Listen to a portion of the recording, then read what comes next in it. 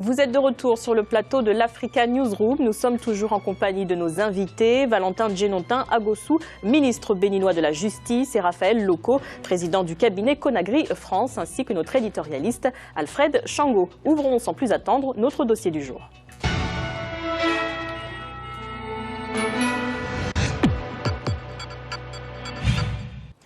Le projet de révision de la Constitution du 11 décembre 1990 alimente les débats au Bénin. Le parti au pouvoir, la Renaissance du Bénin, et certains leaders politiques soutiennent le projet. Ils soulignent l'intérêt d'un changement. De l'autre côté, les opposants jugent ce texte d'opportuniste. Un reportage de Franck Noudofinin, notre correspondant au Bénin.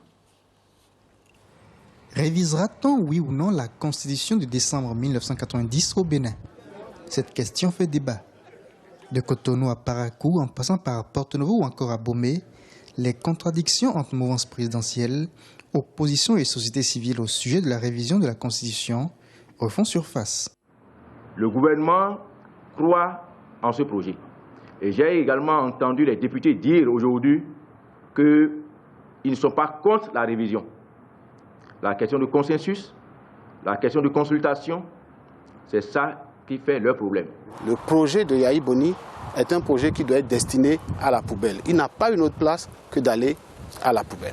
Lorsque ce projet est à la poubelle, on a fait table rase. Et à ce moment-là, chacun est confiant, chacun va dans la sérénité à la discussion. Mais on ne peut pas partir du test de Yahi Boni pour dire qu'on veut faire le consensus. Il n'y a pas de consensus avec une primauté de la volonté de Yahi Boni. C'est en 2005 que remonte le dernier projet de révision de la Constitution béninoise. C'était la veille du départ de l'ancien président, Mathieu Kérékou. Le projet avait échoué. L'opposition et une partie de la société civile s'y étaient opposés. Aujourd'hui, en 2013, c'est au tour du président Boni Yahi, 3 ans avant son départ, de mettre le sujet au goût du jour. Le nouveau projet de révision de la Constitution aboutira-t-il?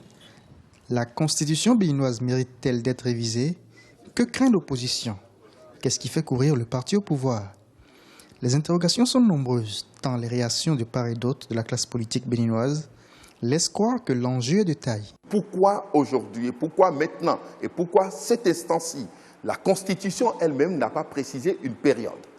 Ça veut dire simplement que dès que vous constatez le degré de gravité des dysfonctionnements, quelle que soit l'époque où vous gérez, vous prenez des dispositions pour pouvoir les régler.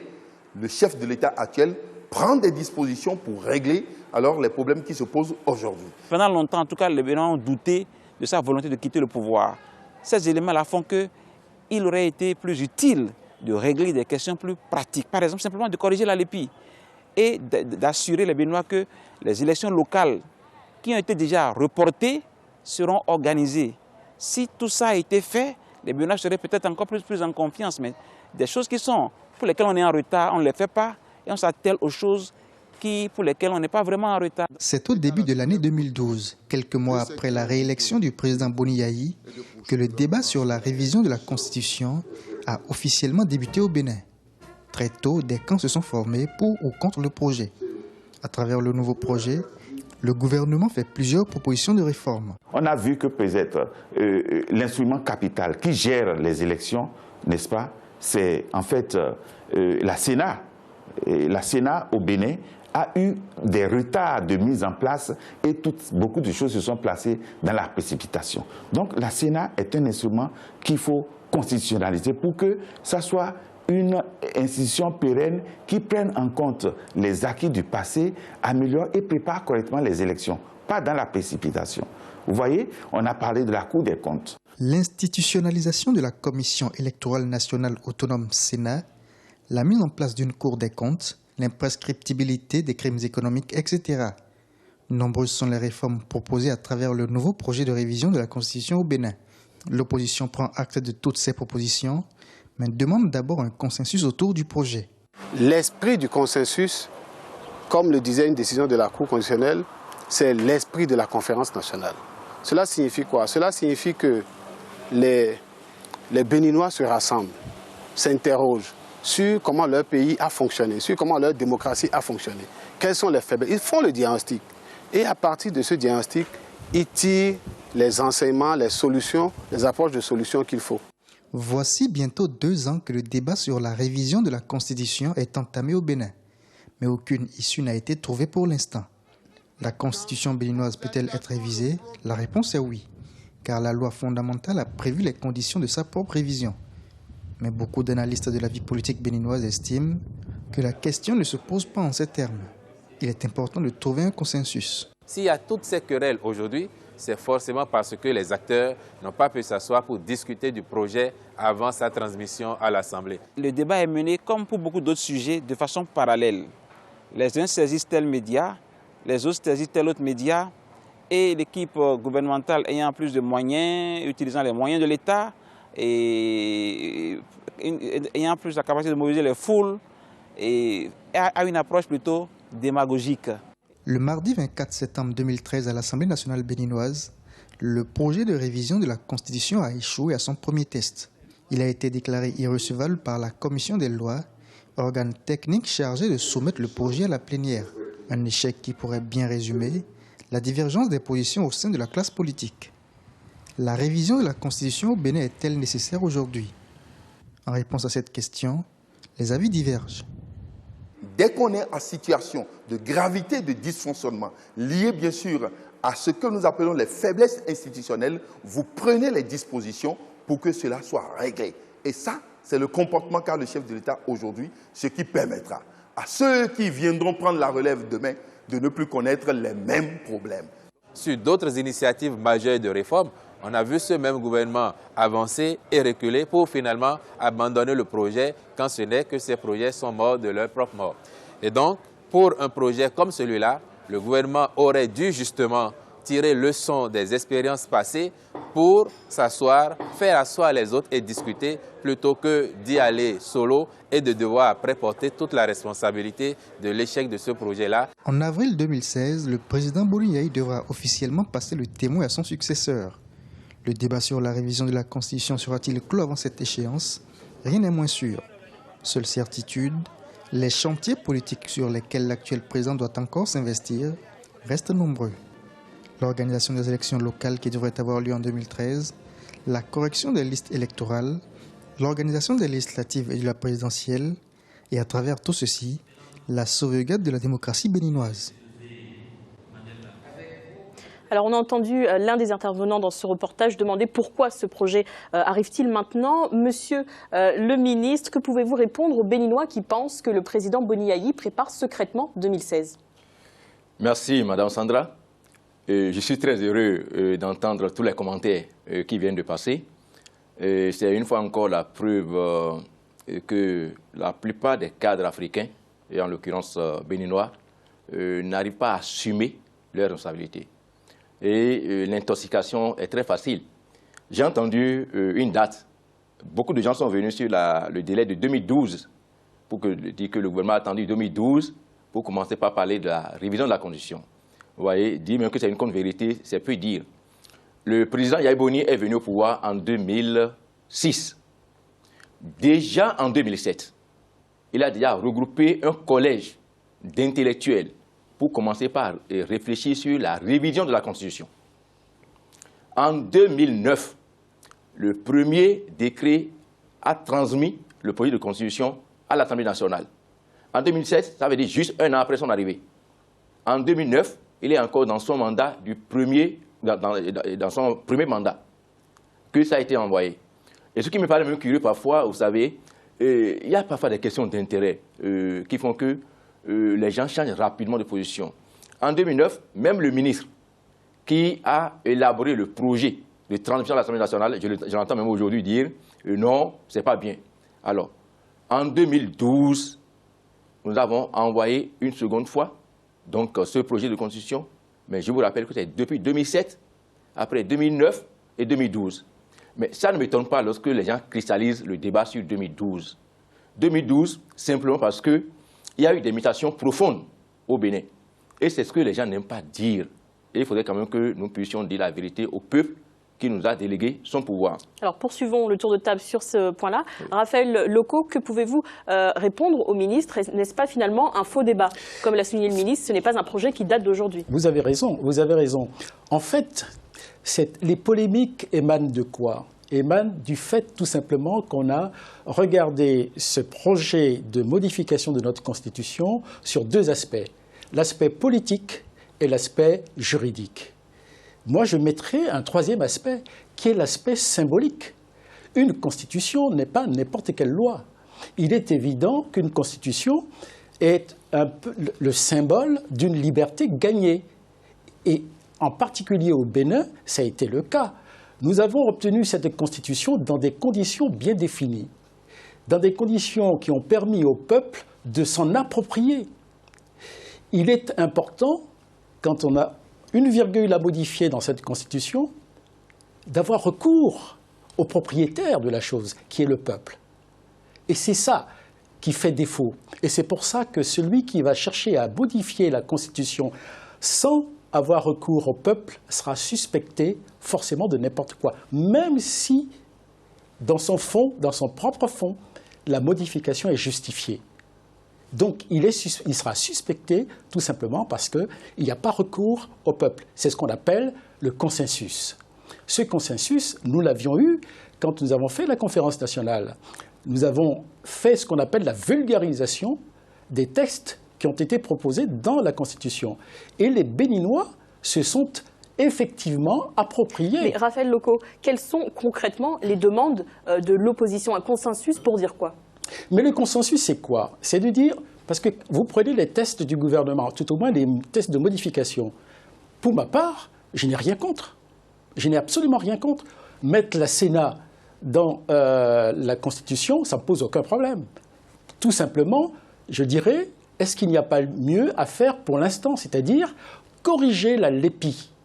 La LEPI, parce que finalement la Sénat va utiliser quel outil? C'est bien la LEPI. Pourquoi ne pas fiabiliser cet outil avant de construire la maison Sénat? Voilà, par exemple. Alors tournons-nous vers le ministre de la Justice. Oui, merci. Et je suis parfaitement d'accord avec M. Loko, mais là aussi il y a économie de vérité, parce que la question de la LEPI est sur le tapis, donc la correction est en cours. La correction est en cours. Et mieux, pour aborder cette mission, vous avez commencé par Madagascar. Et je crois que c'est venu à propos. Puis nous avons vu tout ce qui se passe aujourd'hui en ce qui concerne les questions donc, de l'IS à Madagascar. Et c'est pour éviter ce genre de choses que le Bénin a été pratiquement le premier en Afrique à commencer à parler de cette question de l'EPI et également à chercher à constitutionnaliser la Sénat, qui est une institution qui aujourd'hui est pratiquement politique et qui est d'abord une institution budgétivore. Mais en dehors de ça, effectivement, nous avons parlé également de la question donc, de la Cour des comptes et également de l'imprescriptibilité des crimes économiques. Mais je voudrais dire, vous voyez, et je voudrais revenir là-dessus pour dire, prêter des intentions, malveillances à un régime pour dire c'est pouvoir se maintenir au pouvoir, je dis c'est pas juste. Et même les politiciens béninois qui le disent, ils sont convaincus, ils sont conscients qu'ils ne devaient même pas avoir polémique en ce qui concerne la révision de la Constitution. Puisque même les dispositions de la Constitution même sont claires qu'on pouvait la réviser. Mais si en 2012, et ça je reviens là-dessus pour terminer quand même, si les gens commencent pas à mettre en évidence 2012, simplement je dis, le Bénin a connu des mutations. Les mutations c'est quoi? Vous savez, nous avons un budget essentiellement fiscal. Et il y a deux secteurs qui sont pourvoyeurs de ressources au Bénin. C'est le secteur portuaire, c'est également le secteur agricole. Il a fallu simplement, c'est que beaucoup de gens vont vous le dire, mais moi je peux vous le dire haut et fort, parce que je sais de quoi je parle. Il a fallu qu'au niveau du secteur portuaire, les réformes qui ont commencé, l'opérateur à qui on l'a donné n'a pas pu aller au bout et on a mis fin à ce contrat. Également dans le secteur agricole, l'homme économique qui est dans ce secteur, on a mis fin à son contrat, qu'on a dit, bon, nous allons mettre maintenant à exécution notre projet politique. Et comme ça, on a commencé à distribuer de l'argent à tout de bras, à tout le monde, et les gens commencent à aller à la télévision pour dire oui, c'est parce que le président veut réviser la Constitution, qu'il veut faire, il veut se maintenir au pouvoir, qu'il a voulu faire la révision de la Constitution. L'article 42, et ça, vous permettez de vous lire rapidement l'article 42 de la loi du Bénin, de la Constitution du Bénin, le président de la République est élu au suffrage universel direct pour un mandat de 5 ans renouvelable une seule fois. En aucun cas, nul ne peut exercer plus de 2 mandats présidentiels. Et lorsque vous prenez le projet de loi de révision actuellement en cours, ce acquis est préservé. On n'a pas touché à l'article 42. Mieux, la loi référendaire est allée jusqu'à dire qu'aucune révision ne peut toucher cet article. Où se trouve alors le débat pour dire que le président avait se maintenir au pouvoir? Alors Alfred, Donc, c'est les de la réticences désinformation, de l'opposition c'est de l'intoxication. béninoise sont-elles justifiées selon vous? D'abord, avant de répondre à votre question, Sandra, je voudrais saluer quand même la dynamique démocratique du débat démocratique au Bénin. On l'a vu, on le voit sur ce plateau, ce qui est un acquis justement de la conférence nationale 1990 et justement de la construction de cette démocratie béninoise. Ça, c'est un acquis. La deuxième chose, c'est que j'observe, c'est qu'au fond, il y a 3 points qui font polémique, qui font débat. Pour l'opposition, il y a la question de l'opportunité politique, de l'opportunité juridique et de l'opportunité temporelle, justement, de proposer actuellement la modification de la Constitution. Mais je pense que le ministre a tout à fait raison. Mais ce qu'on ne dit pas, effectivement, c'est l'arrière-plan, l'arrière-fond, qui est effectivement l'article 42 de la Constitution béninoise. Pour beaucoup, effectivement, au fond, la révision qui est proposée actuellement serait une manœuvre pour pouvoir, effectivement, subrepticement passer cette idée du changement pour maintenir Yayi Boni au pouvoir, alors que, effectivement, le texte qui est proposé porte au moins sur 3 points qui ont été rappelés: l'imprescriptibilité des crimes économiques, la constitutionnalisation de la Sénat et la question de la Cour des comptes. Donc, au fond, aujourd'hui, la méfiance de l'opposition, de mon point de vue, ne se justifie pas. Parce que finalement, de quoi est-il question? Alors on dit la question du consensus, la question tourne autour de cela. Mais le président de la République, constitutionnellement, a le droit de demander une révision à n'importe quel moment, dans la mesure où ça ne touche pas à des questions essentielles, n'est-ce pas, de la Constitution, c'est-à-dire, par exemple, les articles qui concernent l'unité du pays, etc. Donc, il peut le faire en début de mandat, il peut le faire à mi-mandat, et il me semble que les acteurs politiques, effectivement, devraient intégrer dans leur logiciel personnel cette idée-là que, au fond, ce sont des choses qui peuvent se faire aujourd'hui, qui peuvent améliorer d'ailleurs les conditions de quoi? Les conditions de la gouvernance politique, de la gouvernance économique, de la gouvernance, j'allais dire, sociale du Bénin, au regard des dérives probables qu'on peut constater aujourd'hui. Raphaël, vous vouliez rebondir aux propos de notre éditorialiste. Il est clair, vous avez dit tout à l'heure que finalement il suffisait au président, puisque la Constitution le lui permet, d'engager une modification. Il y a un aspect du consensus que nous avons validé au moment de la conférence nationale. Et c'est un précédent. Il est évident que tant qu'il n'y a pas ce consensus, tout président, tout homme politique voulant modifier la Constitution sera suspecté. Ça, je l'ai dit. Et ça me paraît important de chercher, et je pense que le président Yayi Boni est un homme honnête, fondamentalement honnête, et ça je sais, mais c'est parce que justement la forme n'a pas été bien menée qu'il est suspecté. Parce qu'il y a des précédents en Afrique quand même. Il y a des précédents en Afrique. Donc du coup, me semble-t-il, il eût été bon d'engager cette démarche de consensus pour que les éléments se passent. Parce que ce qu'il a proposé en matière de modification de la Constitution, je le valide, moi personnellement. J'applaudis, effectivement, parce que mettre la Sénat dans la Constitution, ça ne pose aucun problème. L'imprescriptibilité des crimes économiques, ça ne pose aucun problème. Mettre dans la Constitution la Cour suprême, ça ne pose aucun problème en soi. Par contre, ce qui est important, il faut demander au peuple, voilà ce que je veux faire, est-ce que vous êtes d'accord? Est-ce qu'il y a un consensus? C'est tout. C'est tout. Monsieur le ministre. Oui, merci beaucoup. Et je remercie le doyen locaux, c'est pertinent ce qu'il dit. Et je crois que M. Alfred a abordé également un aspect qui est important, l'aspect politique, l'opportunité politique. Vous voyez, lorsqu'on parle de la question de consensus, lorsque vous lisez tous les travaux qui ont été effectués jusque-là, même les cadres constitutionnels qui ont été mis, toutes les composantes de la République ont été consultées. Les artisans, les ouvriers, tout le monde, parce qu'il y avait eu 2 équipes qui ont travaillé. Et ces différentes équipes ont consulté toute la classe politique, toutes les institutions de la République, toutes les corporations possibles. Ce que mes compatriotes mettent aujourd'hui dans le mot consensus, c'est que l'on aille encore à une conférence nationale. Ce n'est pas opportun. Il y a un président qui a un mandat qui est en cours, on n'a qu'à laisser le président terminer. C'est pourquoi je parle d'intoxication et de désinformation. Bon, je comprends M. Leco. Il est de la diaspora, il fait beaucoup au pays, effectivement, mais il ne comprend pas tellement la sociologie anthropologique et politique des Béninois. Les gens ne disent pas réellement ce qu'ils pensent. Et lorsque tout à l'heure, j'ai entendu dans ce qui est passé, même des religieux qui parlent de démagogie, tout ça, là, il y a un problème de morale et d'éthique. Donc, la question de consensus, le président de la République est même la première personne à commencer par mettre l'accent sur le consensus. Il allait jusqu'à dire que lorsque le consensus n'est pas acquis, on peut même laisser tomber la question donc, de la révision de la Constitution. Mais pour y arriver, et comme il a dit, nous avons deux possibilités pour réviser. L'idée peut venir de l'exécutif, comme c'est le cas, comme ça peut venir des députés. Mais lorsque, à l'Assemblée, on peut voter pour que la révision ait lieu, ou on peut aller au référendum. Et ce n'est pas pour rien que nous avons pris une loi référendaire. Donc, ce n'est pas exclu. Donc, la question du consensus est réglée. Il faudrait que les gens sachent qu'aujourd'hui, ce sont des hommes économiques qui veulent déstabiliser le régime, qui sont en train de financer cette désinformation. Votre message est passé, Monsieur le Ministre. Voici le rappel des titres évoqués un peu plus tôt dans cette émission. Débat autour de la présidentielle malgache, en cause principalement la non-distribution de nombreuses cartes d'électeurs et la confusion sur les listes électorales. Un document que la CENIT n'entend pas modifier en marge d'un second tour prévu en décembre. Et puis ouverture de la 29e conférence ministérielle de la francophonie. Une trentaine de ministres des Affaires étrangères ont pris part aux discussions ce jeudi à Paris, au centre des discussions notamment les situations de crise et de transition dans l'espace francophone. L'Africa Newsroom continue après la pause à suivre notre volet économique. A tout de suite.